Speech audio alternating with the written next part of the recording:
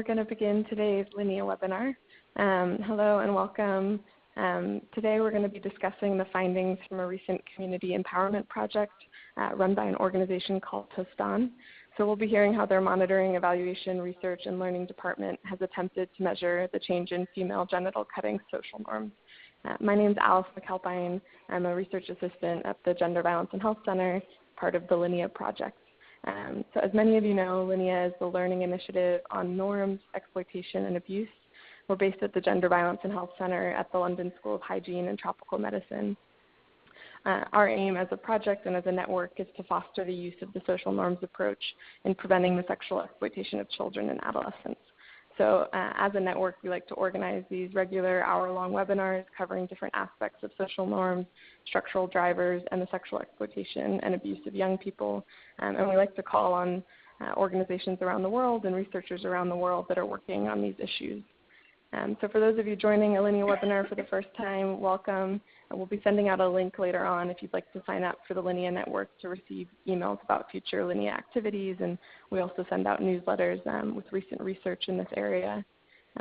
So we'll include the link as well as the YouTube channel where we post all of the recordings for this webinar and all of the previous webinars as well. So now I'm pleased to introduce today's presenter, Mady Cisse. Mady is the director of Tostan's Monitoring, Evaluation, Research, and Learning Department. He first joined them in 2014 as a consultant and has been with them ever since, and now holds the role of director of their MERL department. So Mady has over 15 years of experience in implementing M&E systems, mostly in the public health sector. So he's contributed to work at various organizations in this area, such as the Liverpool School of Tropical Medicine, ChildFund Senegal, the World Bank Group, and the Population Council. So we're really grateful to have Mady on the call today, sharing from his expertise.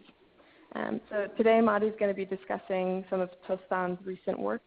For the past 25 years, Tostan has empowered African communities to bring about sustainable development and positive social transformation based on the respect for human rights. So during the Generational Change in 3 Years project, Tostan's MERL department put an emphasis on measuring the change in social norms contributing to the harmful practice of female genital cutting. So in this webinar, Mady is going to give us, first an overview of the project. He's going to go over the project objectives and the components of this project, but he's also going to discuss the methodology that they used in their MERL department and discuss some of the results obtained to date. So the presentation will be followed with some questions and answers. So if you have any questions, please feel free to hold those to the end of the presentation. I'm joined on this call by my colleague Annie Holmes. Annie oversees the research uptake for STRIVE, which is another research consortium within the Gender Violence and Health Center, and they investigate the social norms and inequalities that drive HIV. So if you don't know about STRIVE or haven't joined their learning labs before, I encourage you look them up as well. So Annie Holmes is going to help facilitate the question and answers at the end of this webinar. So for those of you with questions, you can type them in the chat box on the screen as we go along to be discussed at the end of the presentation, but we also invite you to ask your questions out loud in the Q&A so we can hear your voice at the end and you can participate with us. So in order to minimize background noise, we're going to ask that you mute your microphone on your phones now. You can do that by pressing *6 on your phone. And when we begin the question and answer session and you're ready to ask a question, just press *7 on your phone to unmute your phone. So with that, I'm going to hand things over to Mady to present and Annie to help facilitate the Q&A at the end. Thanks so much, Mady. We're really looking forward to hearing from you. Oh, thank you very much, Alice. And I say welcome to everybody listening to this webinar. I'm just beginning by saying that sometimes you may hear me coughing, but it's just that right now in Dakar we have a lot of dust in the sky, and it made me coughing since yesterday. But just be sure that I'm well. About that, I'm very well. I think very well. I want to begin by acknowledging my colleagues Elizabeth Larson, who worked a lot in the preparation of this webinar, as I was out of office, but also to acknowledge some people who were working in Tostan and did a lot of work through the project and the results I will present to you. I want to mention Mady Cisse.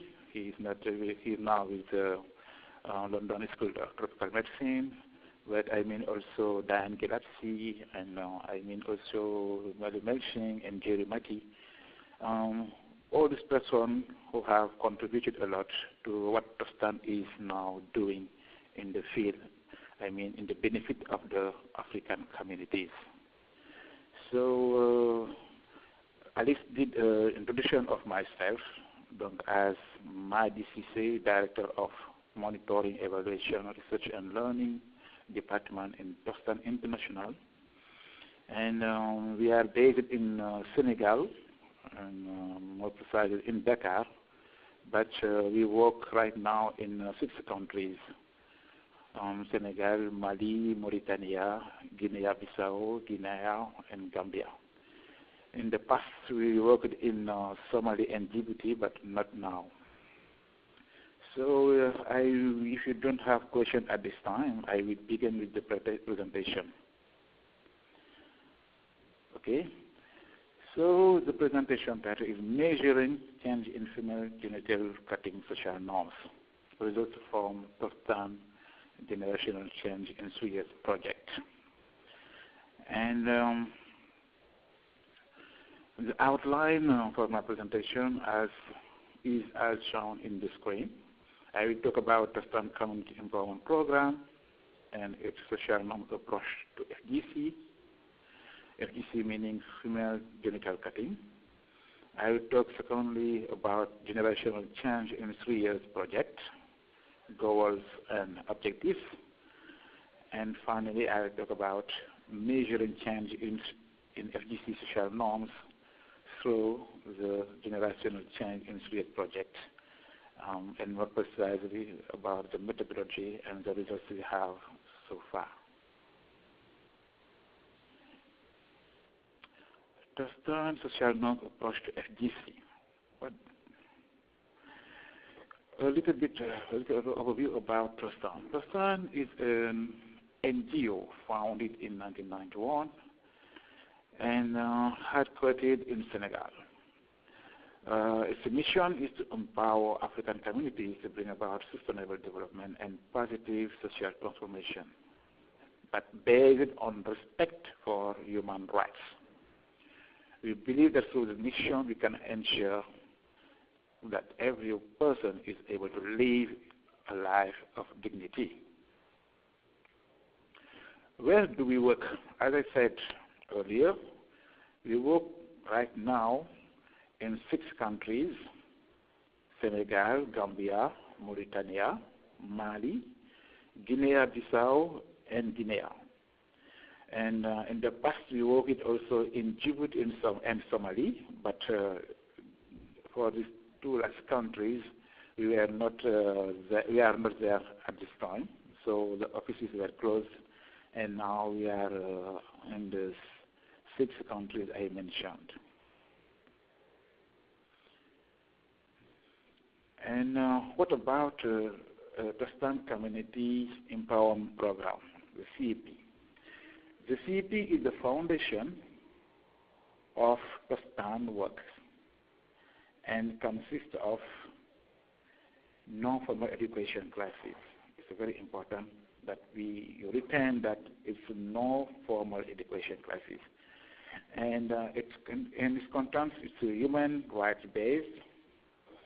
Participants in these classes decide upon class arrangement and roles, meeting time, how many classes per week, and so on. And for each class, you have 1 facilitator that teach 2 classes in each village, with 25 participants per class. And in average, in each class, we have 50 members of community. So if you want some detail about this, we can come back again. You can ask questions, and I come back again for more details for the Tostan Community Empowerment. This program promotes community engagement to achieve the greatest reach. And it is important that you note that we promote community engagement, meaning that what we are doing is community-led development. In community engagement, understood through community management committees, it is a body constituted by some community members, consisting of 17 members who are representatives of their communities and work in the community on critical areas. Income-generating activities are developed through the CEP, but we have also social mobilization activities through the CEP. The CEP provides community members with the essential tools and skills needed to take control of community development. And you can come in detail if you want, if you have a question about what is teaching through the CEP in places, but be sure that at the end, we provide communities with the tools and the skills to think about what they want to reach as their community well-being, and how many times and how to work on achieving this goal. And we have a strategy called it Organized Diffusion that is very important for the program. As you may guess, we work on some communities, but if you just want to focus on these communities, maybe it will take time to have a critical mass. So the Organized Diffusion is a strategy through which class participants go in the community, in their homes, and share what they learn in Tostan places. So the knowledge will go from the class to the communities through this strategy. But in another way, the community management committee, the CMC also, will reach the communities near to the CAP direct beneficiaries community to share with them information learning in classes and to share with them some social mobilization activities to involve them in the movement that people implement upon what they learn in Tostan classes. So the Organized Diffusion is a strategy to help Tostan reach more quicker a critical mass of people, a critical mass of communities, or with raising awareness activities around what they learn through Tostan classes. The CEP recognizes the interrelatedness of terms, and each class builds upon previous learning. And I mean by that in CEP, Tostan believe that just a holistic approach for development is the one who can realize some success in the community. So we just not have a silo approach, but a holistic one, an integrated one, in which we consider 5 sectors: governance, education, health, environment, and economy. And in each of these sectors, we have some skills, some tools to provide the community to work on the sector towards the well-being of the community. And the CP also leads to a participant-led social movement. That's what I talked about some minutes ago.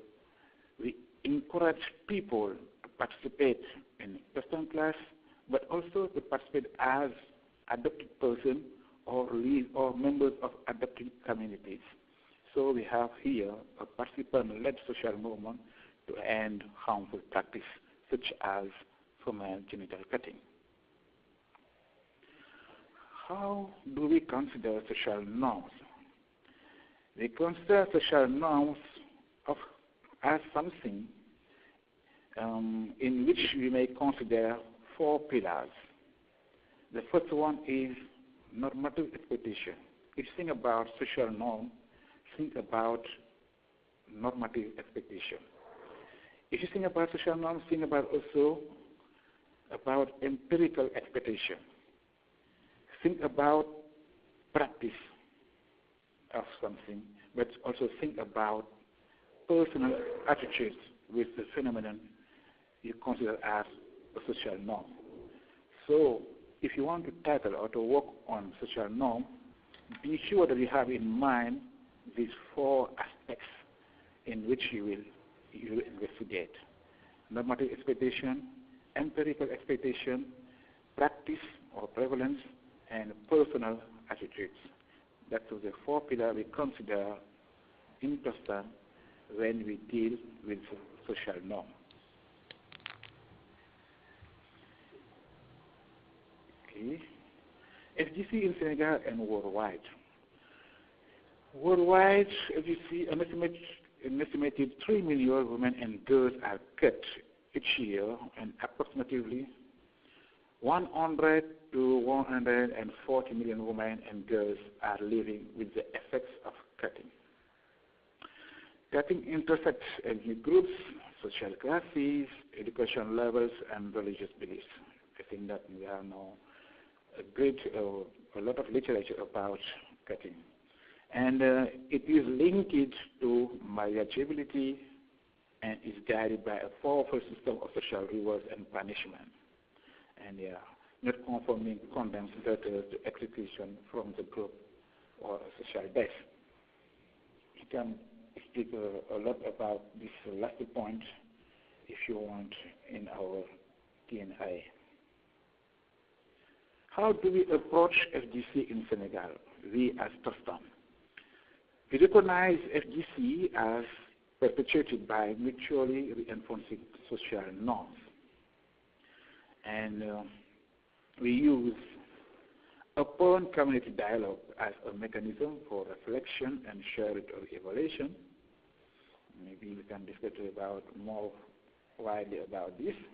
And we examine the practice in the context of the human rights to health, to a family, and to be free from violence and abuse.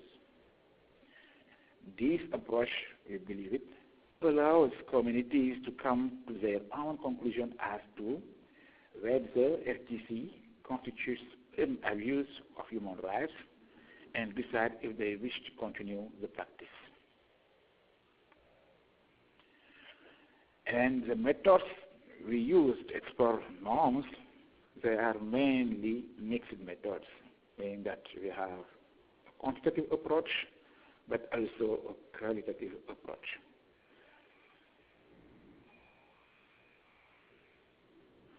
Measuring and understanding change in FGC social norms through the Generation Change in 3 Years project.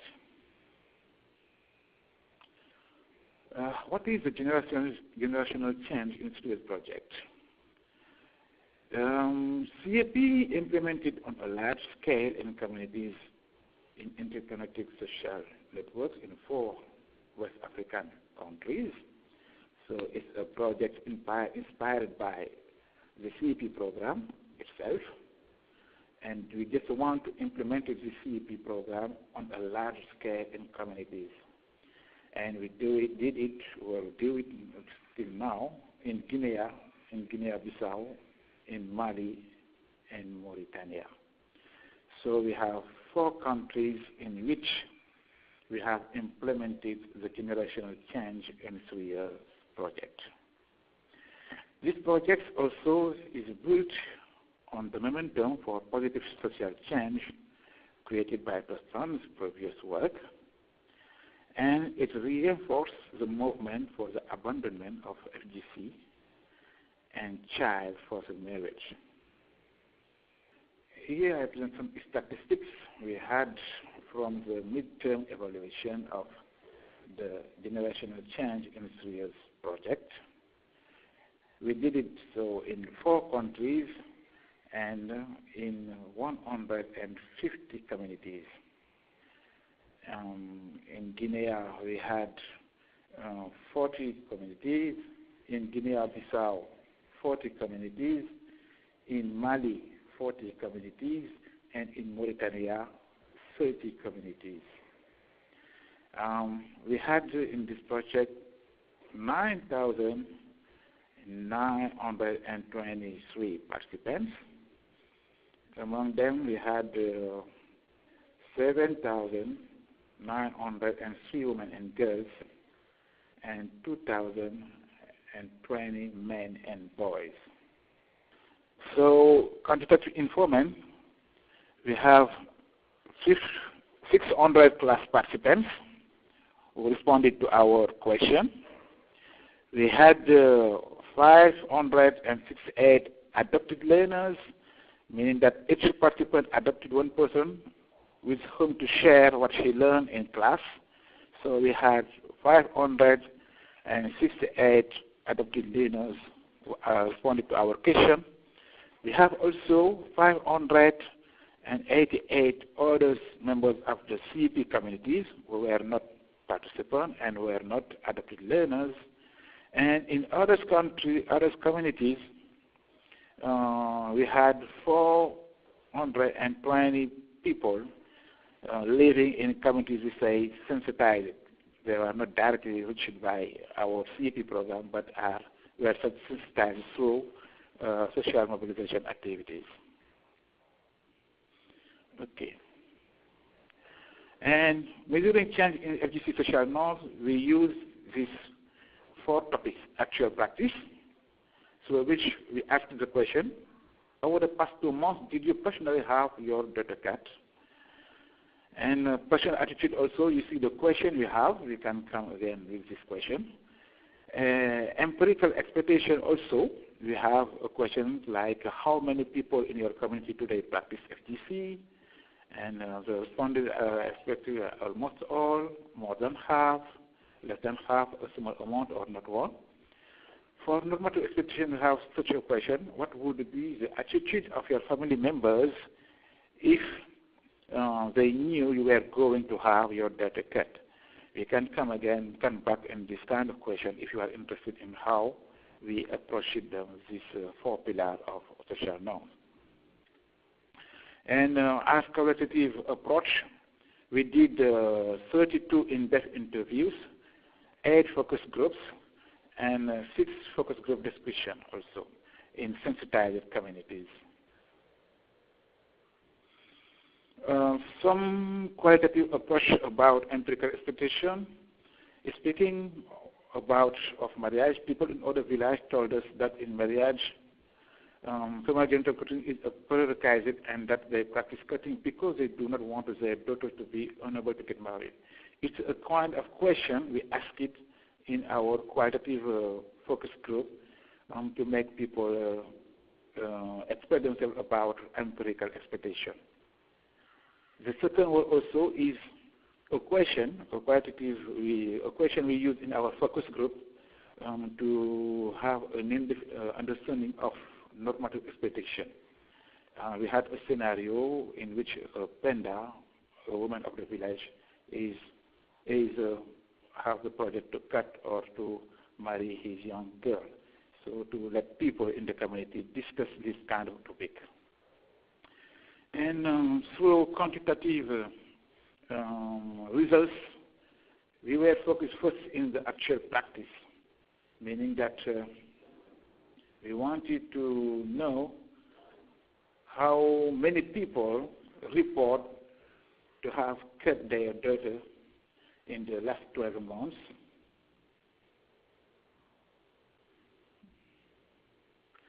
And that is what we have in red in the slide you see. We have also another question asking about how many members of their families have kept their daughter in the last 12 months. And the last question is the percentage of people who report that some members of their community had cut their daughter during the last 12 months. That is, through this discussion, we wanted to have an idea about to what level is the practice, not just the prevalence as it, but just to have an idea about the importance of people always practicing FGC upon the beliefs of the people who answered our question. The second pillar is about personal attitudes towards FGC. This is a second pillar to consider when we are working on social norms. And for this, we asked the question if they would stop FGC in their family if it was up to them. And we asked this question in CAP communities, what you see in light red, but we asked it also this question in the sensitized communities, meaning the community retreat through mobilization activities.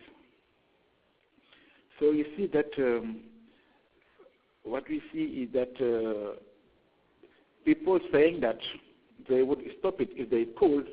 They have in CP communities high percentage of members reporting that they would stop it if they could.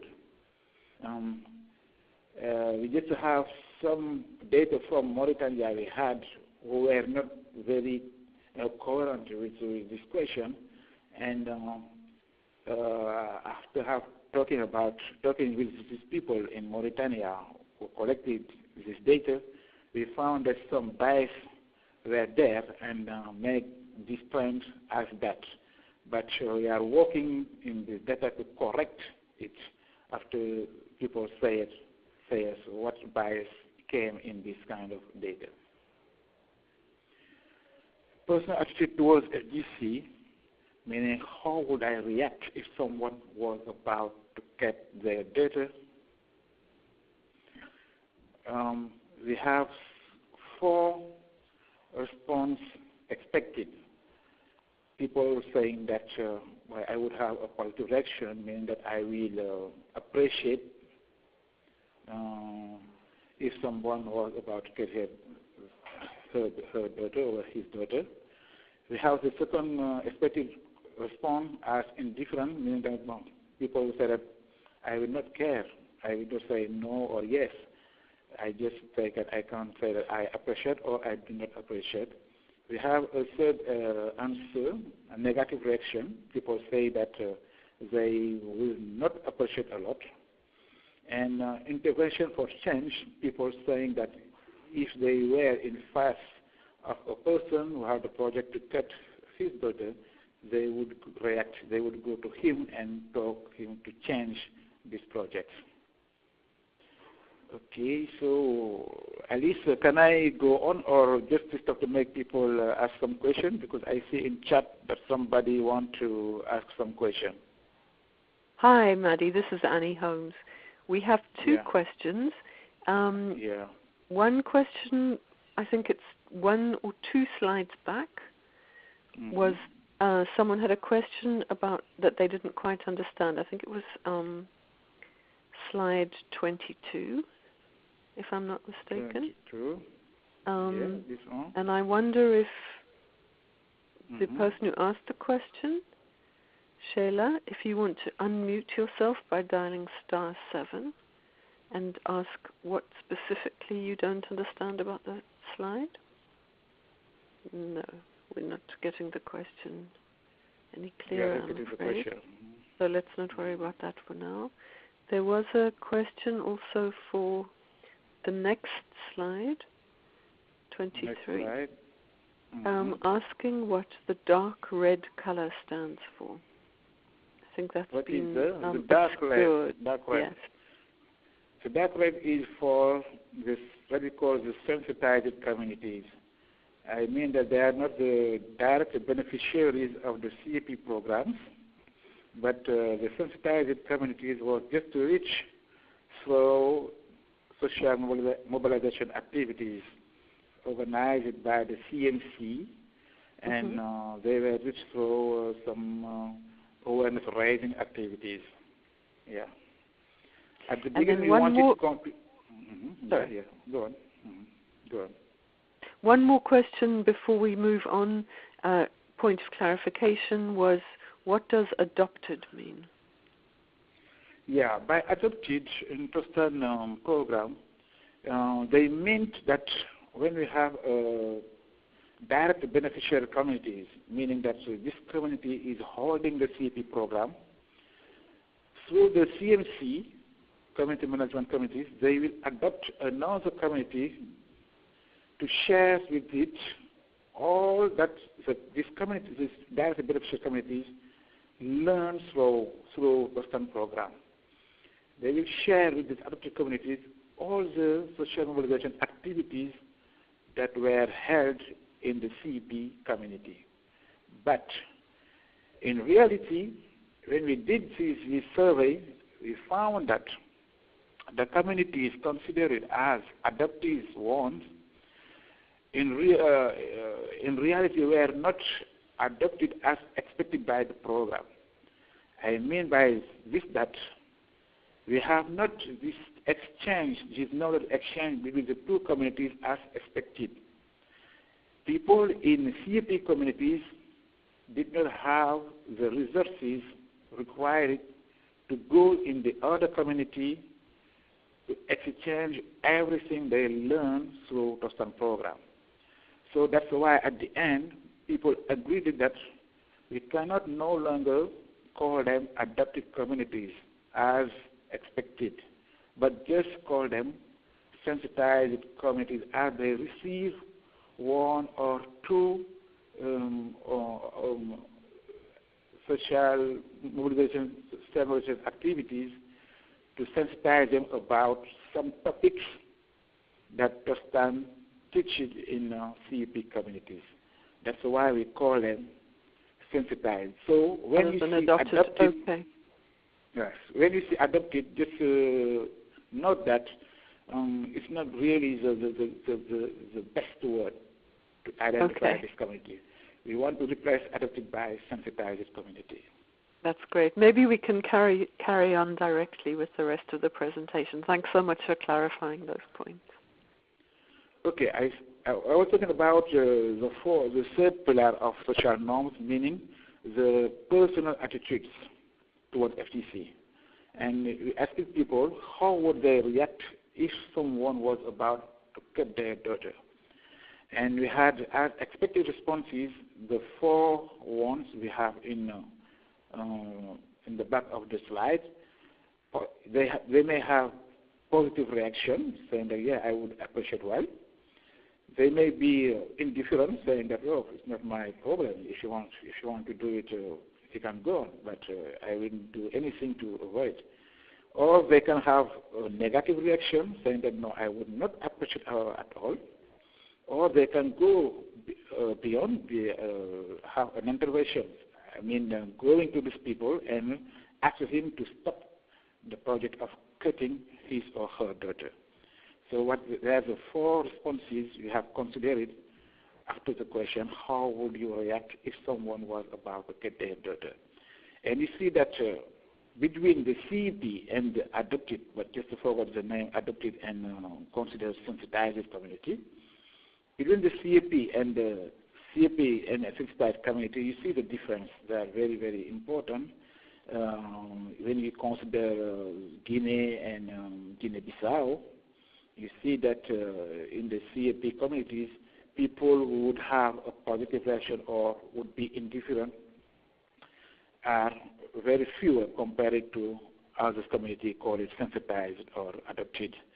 But we just consider that in Mali, for example, we had in CEP communities something like 4 to 7 people that would have a positive reaction or would be indifferent, even if they had received the CEP program. And it is a situation that was very important for us because we did not expect it that after 1 year and a half of implementing the CEP program, we would have the situation, meaning that we have 47% members of communities always feeling positive with the project of cutting a girl.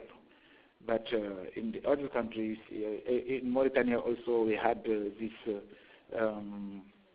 little amount of community members saying that they would have a positive reaction or indifferent. But in Mauritania, we have some issues with the quality of the data, so that's why I don't want to to go on more widely for this country. But in Guinea and in Guinea-Bissau, we saw the positive effect of the CAP. Yeah, I have a question from Caitlin. Can I try to answer, or just we wait till we finish the presentation, and maybe Caitlin, you will come again and ask your question. Let me just finish the last slide as I have. And the last pillar of social norm, as I said, is the empirical expectation in the community. Informants believes on community members' practice of FGC, because we believe that also that if a social norm is still alive, it's also because people think that many or most of the community members are doing it. So we want it also to explore to what extent our CP community members or in the sensitized community, people think that people are still doing, still practicing FGC. So we ask them, do you think that how many people do you think are just practicing FGC still now in your communities? And we had 4 or 5 response expected. People saying almost everyone is practicing FGC, or saying more than half, or saying less than half, or saying a few, or saying nobody. And that's what we have in this slide.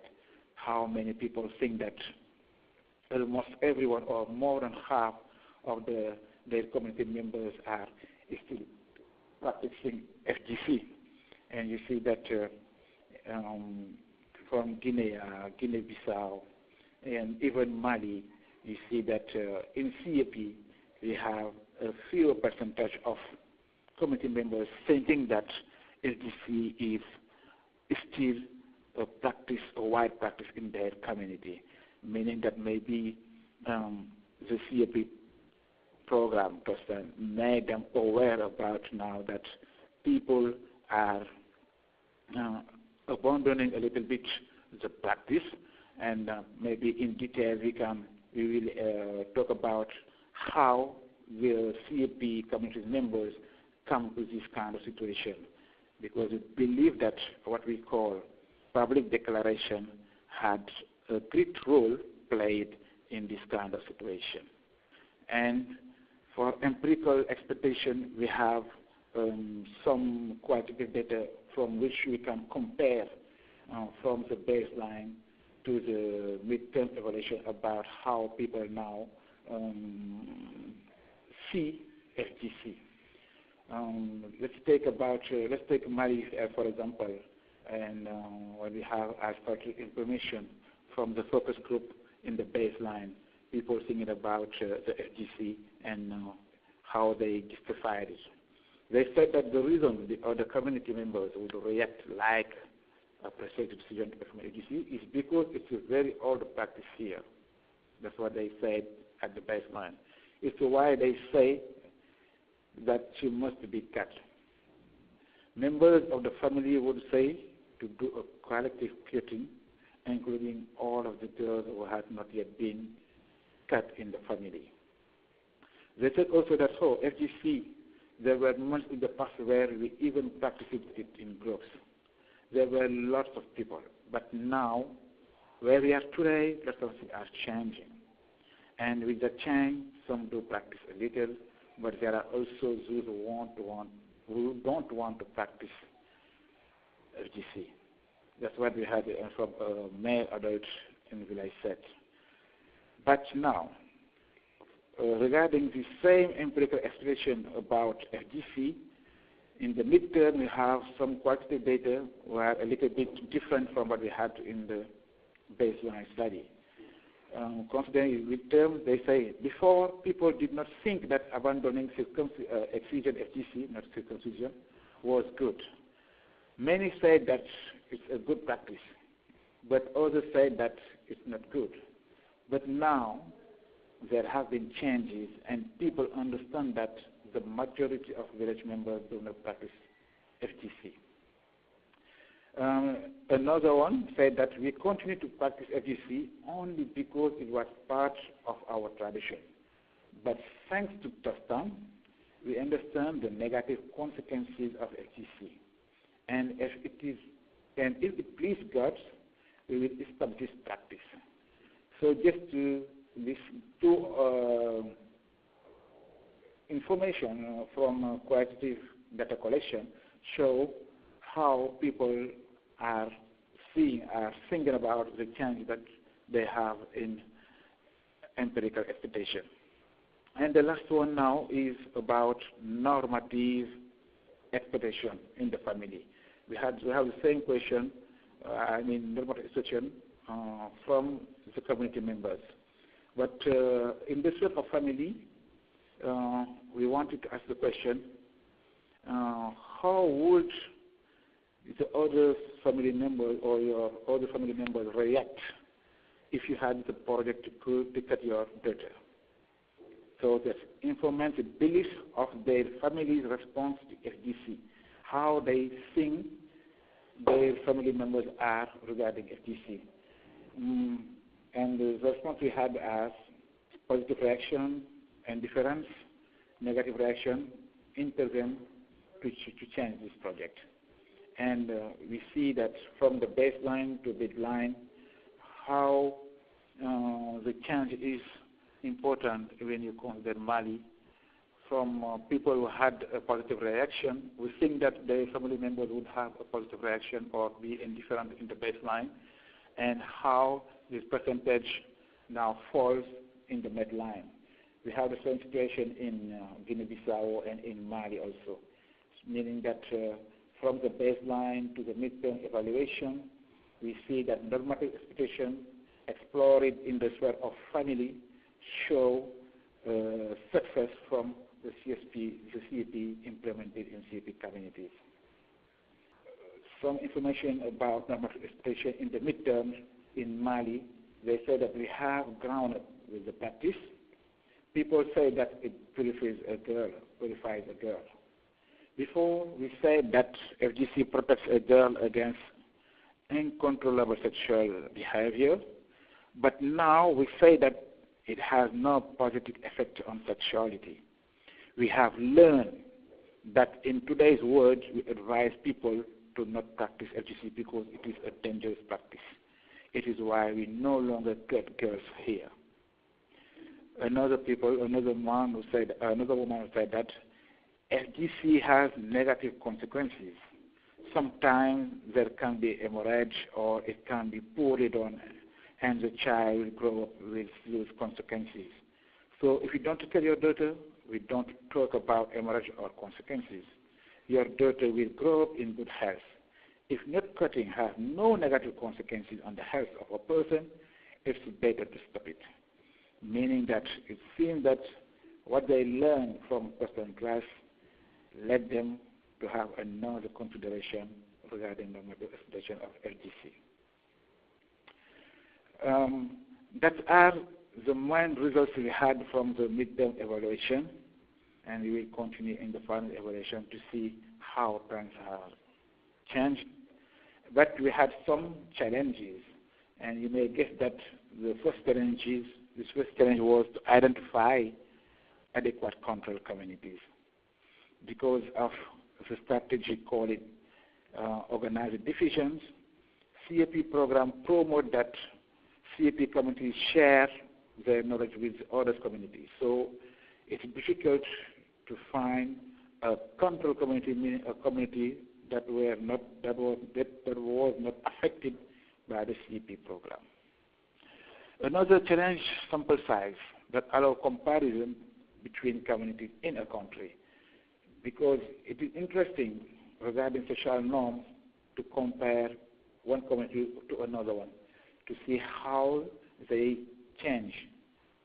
But it requires an adequate sample size for each communities, and at the end we have a great sample size of people to study.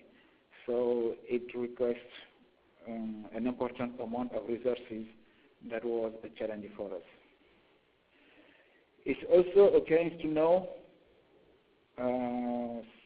how to be sure or to know the success in social norm change, because we are just trying to track it through the practice, the empirical expectation, the normative expectation, and the attitude. But this social norm as a whole, how can we know success in this change? It is always a question we are thinking about. And do we need a representative sample for social norm? Also is a question we raise, because it's a huge debate between do we need a statistical representative sample, or as something linked to qualitative aspects, we always need a representative sample for social norm. That are some questions we had at the end of this midterm evaluation, and we are always still thinking about the best answer, and that's what I wanted to share with you. Thank you for the attention, and sorry for my bad English. Thank you.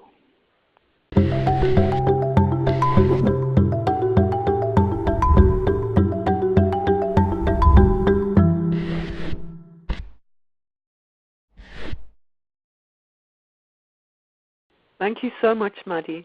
I think we don't have so much time. We have about 13 minutes, but we already have some really good questions here. No, it's great. So we have questions, if I can summarize, one about, let's just ask this question first. Did you face any challenges on asking hypothetical questions? Did the respondents easily understand hypothetical rather than very practical questions or concrete questions? Can you repeat, please? I did not have... Okay, if you see on the chat box on the left, Caitlin Thistle asks early on, did you face challenges in asking hypothetical questions? Did the respondents easily understand those questions? You see, what we had as challenge to question, but we had to warn first, because you see that question regarding the practice of FGC, we could not ask it at the baseline study, because our program department saw that if we ask this question at the baseline study, that will lead that people or communities will think that we are just here as an organization to act against FGC. And our program department saw that it's not an idea they wanted to put in the head of community members. So they asked us to avoid questions about practice at the baseline study. But also in the midterm evaluation, questions regarding actual practice. Have you cut your daughter in the last 2 months? Have some people of your families cut their daughter in the last 12 months? I think that this question was very difficult for people, for community members. You know that in some countries also, they know that this practice is no longer allowed by law. So sometimes we had to make them very confident about what they would say is very confidential, to make them be confident to give us the right answer. But sometimes, when people ask this question, people looked a little bit confused about what to answer. But we train our data collector to be able to make people feel confident that all the information that we gave us will just serve to our study. We have about 10 minutes left, and we have a great many really interesting questions. I'm going to ask our chairperson to put the email address into the chat box for Alice and for Mady, and ask that if we don't get to your question, please email it, or we can take it from the chat the chat list there, and we will then share the questions and answers later, because I think these are really key questions. Caitlin, I hope you won't mind if I skip your second question to give some other questions a chance. A question from Tina Brunet. Do the change of attitudes and opinions about FGC lead to outcomes? In other words, do you know quantitatively that there is a reduction in FGC as a result of Tostan's work, and is this sustained over time? I would want to have more time to explain it in details, but let me try. The change of attitude and opinion about FGC may lead to results and outcomes, because you see, attitudes, opinions sometimes are very influenced by to what extent people think that FGC is still practiced in their community. And that's why after some time in the communities in which Tostan works, we ask our communities at a certain moment, after 1 year or 2 years or 3 years, at the end of the program, community use to express what they think about FGC through what they call inter-village meetings, or what they call public declaration.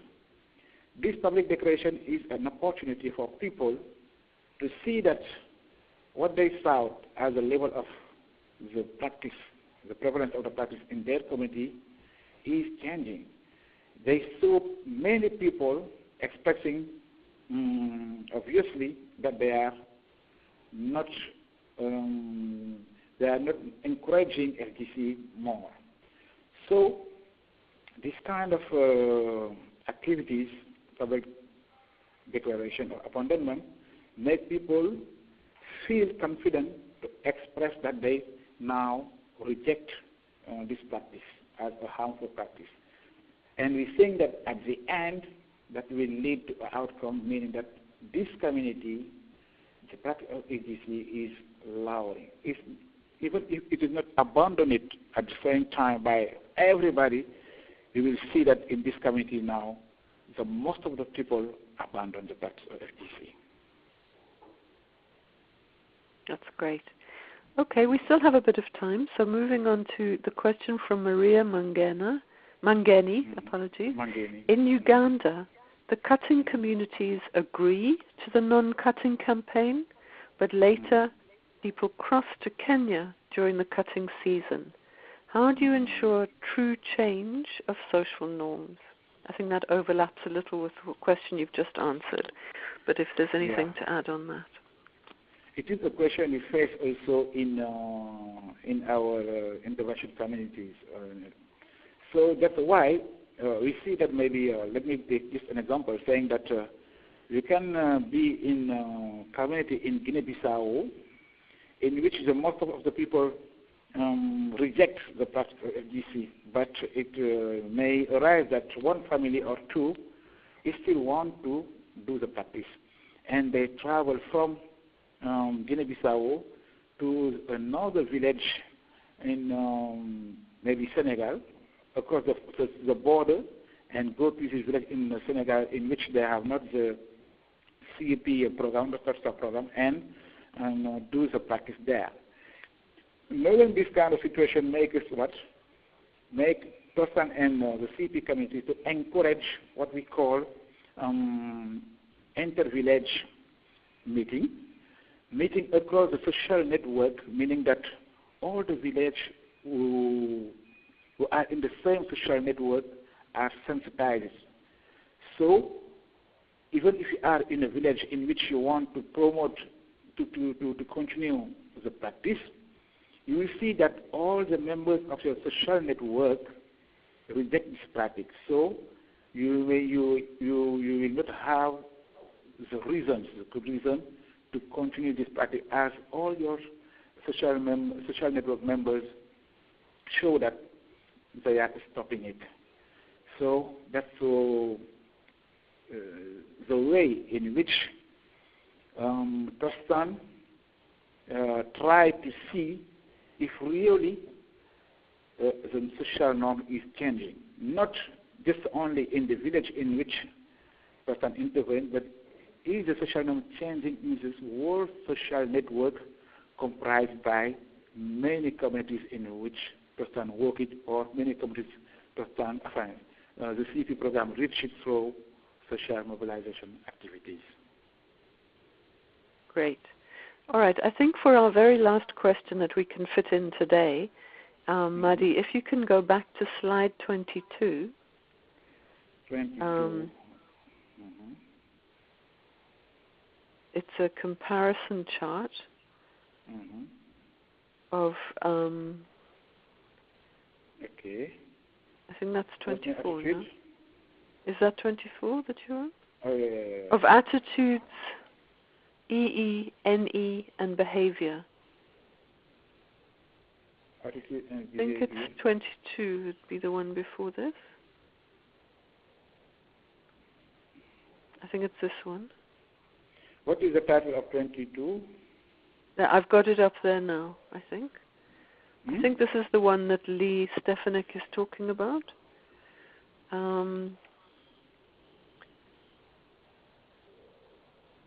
Looking at... Because the number 22 of my slide is actual practice of FGC.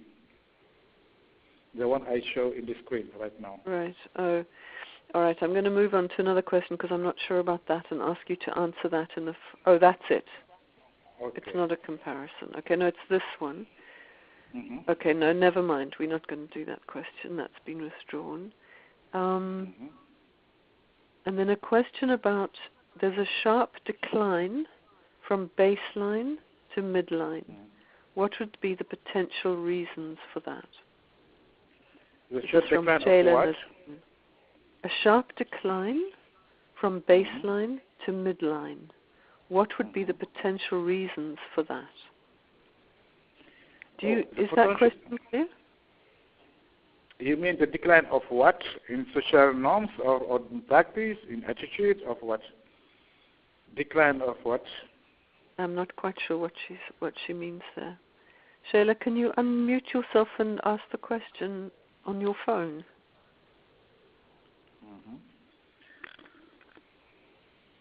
You press *7 on your phone. You talk to me? No, I'm talking to Shayla to ask her to unmute herself to ask the question. Exactly, yeah, to make me more on the phone. Yeah. Okay, so we're not getting any more clarification on that one. And we're pretty much at the end of our time. So I'm going to just say thank you so much, Mady. Very incredibly interesting and so much information.